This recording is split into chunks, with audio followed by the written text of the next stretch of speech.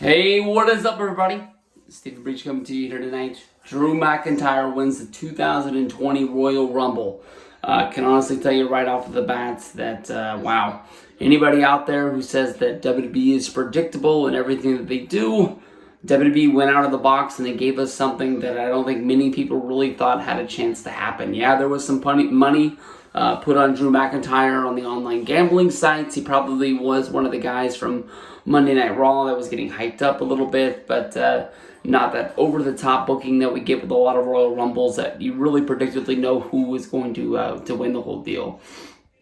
You got your Edge return. That was a big deal. The hype that Edge came in with into the match, where he just was throwing a whole lot of fire with Machine Gun Carl Anderson, Luke Gallows, Drew McIntyre, and Dolph Ziggler, I think, were all in the ring. He threw a whole bunch of spears. Once the momentum started to die and the tempo wasn't really where it was, I sort of saw the writing on the wall that I thought that Edge wasn't going to win the match. Still very exciting. He had a really awesome, coming down to the ring. He had those tears in the eyes that a lot of guys who come back that missed this so much, like when Triple H returned in 2002 from his first quad injury. You take this away from somebody.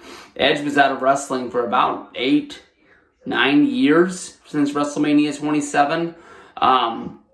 To finally be able to get back into the ring after, so many fans at every autograph session or meet and greet he's done, basically ask him, is he going to have a chance to have one more match? Is he going to get in the ring again? Having to turn all those people down to actually, come back, fight the fight, and actually be able to get back in there. Damn, you got to tip your hat to a guy like that. So where we go from here? He was in there battling with the Rated RKO Randy Orton reunion.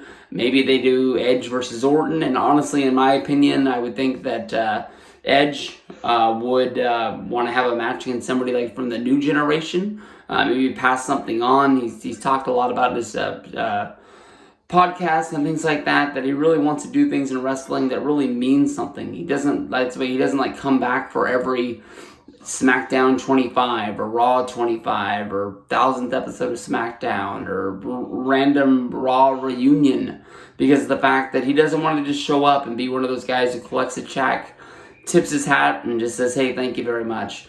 Rumble honestly started off very slow.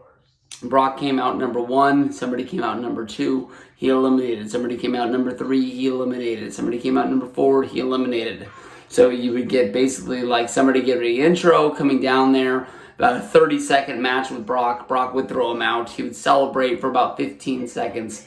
Somebody else would come to the ring, and it'd be the same thing over and over and over again. The only time that really they stacked the deck against them is when they think they had Big E, Kofi Kingston, and Rey Mysterio in the ring. He was eliminate all 3 of those guys, clear them out. Keith Lee came in, and that opened up the window for Braun Strowman to come in, and he still was able to overcome the odds and get everybody in there. Not many NXT call-ups. Matt Riddle did come up with a number in the late 20s. He was eliminated by King Corbin. King Corbin didn't have that very good of a Rumble showing. Eliminated by just some random goof. So I don't really know where we go from the push from him, but him losing earlier is more hopes of not having as much of him on my TV as can be. Pretty fun Rumble. It's honestly going to be a memorable Rumble for WWE trying to go out of the box. Maybe they're setting up McIntyre versus Brock.